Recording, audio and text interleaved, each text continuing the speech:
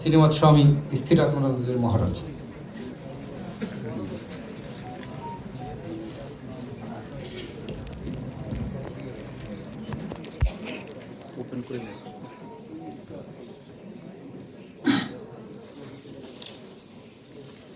या देवी सर्वभूतेषु मातृरूपेण संस्थिता नमस्तस्यै नमस्तस्यै नमस्तस्यै नमो नमः।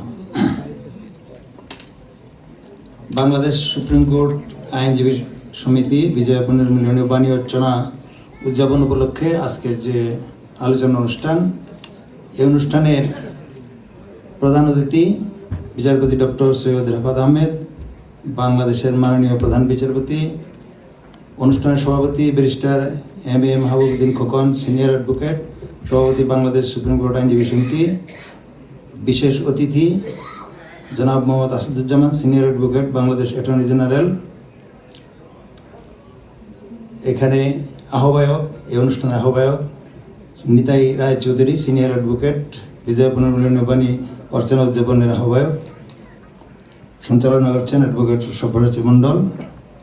উপস্থিত বিজ্ঞ সম্মানিত আইনজীবীবৃন্দ, বিচারপতিবৃন্দ এবং সুধীসজ্জন মণ্ডলী, মাতৃমণ্ডলী, সকলকে আমার যথাযোগ্য অভিবাদন এবং সম্মান জানাই।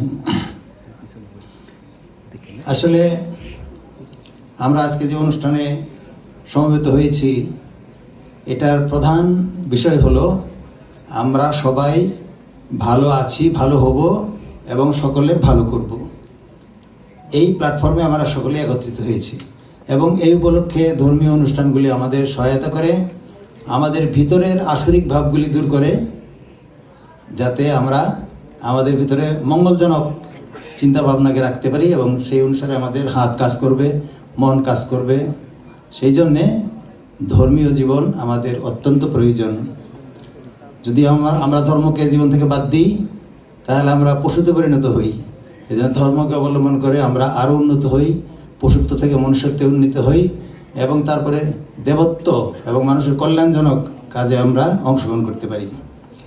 তো দুর্গাপূজার প্রতিমা উপাসনা হয়েছে, পূজা হয়েছে।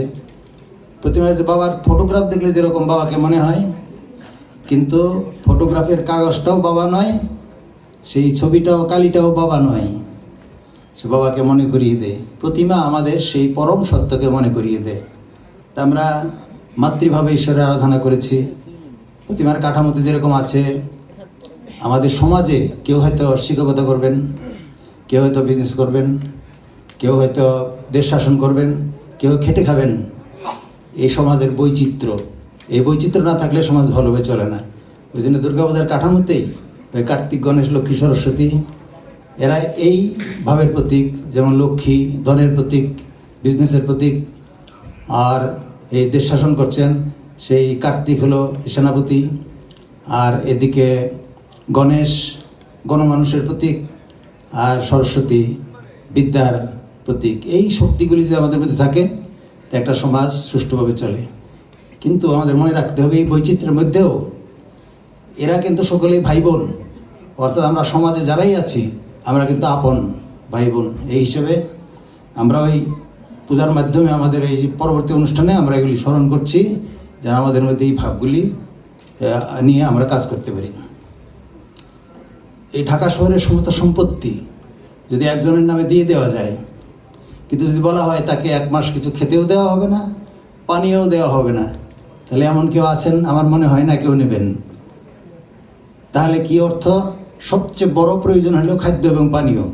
কোটি কোটি ডলার দেওয়া হবে, কিন্তু বলা হবে খাদ্য পানীয় দেওয়া হবে না, দাম নেই। সেই জন্যে দুর্গা প্রতিমায় করার সময় শস্য দিয়ে একটা প্রতিমা তৈরি করা হয় প্রতীক হিসেবে। সেখানে ধান গাছ, হলুদ গাছ এবং যেটা খাদ্য হিসেবে এবং একটা ঔষধি হিসেবে এগুলি ব্যবহার করা হয়, যেন মানুষ ক্ষুধারূপ দুর্গতি থেকে, এই ব্যাধিরূপ দুর্গতি থেকে মুক্ত হতে পারে। এই জন্য সমস্ত দুর্গতি থেকে মা যেরকম সন্তানকে রক্ষা করেন, সেই রকম সমস্ত দুর্গতি থেকে ঈশ্বর আমাদের রক্ষা করেন। এই জন্যে মা হিসেবে তাকে আবার দুর্গতি নাশিনী দুর্গা বলা হয়ে থাকে। সেই জন্য দুর্গতি হিসাবে আমরা শস্য সম্পদের প্রতি আমাদের কীরকম দৃষ্টিভঙ্গি দেওয়া উচিত, এটাও কিন্তু আমরা এ পূজার থেকেই পাই। আমরা অনেক সময় মনে করি যে কবির কল্পনা দিয়ে সত্যকে প্রকাশ করা হয়ে থাকে, যে আমরা সকলেই কিন্তু ক্ষুধার অধীন, সকলেই কিন্তু ক্ষুধার অধীন, সকলেই কিন্তু নিদ্রার অধীন। যে ক্ষুধারূপ শক্তি, নিদ্রারূপ শক্তি, এরকম অনন্ত শক্তি, সেই শক্তি কিন্তু সব ঈশ্বরেরই শক্তি। তাকে আমাদের মনে রাখতে হবে। এই যে শক্তিকে অবলম্বন করেই শক্তিমানকে ধারণা করতে হয়। করুণাময়কে জানতে গেলে তার করুণারূপ শক্তির মাধ্যমে জানতে হবে।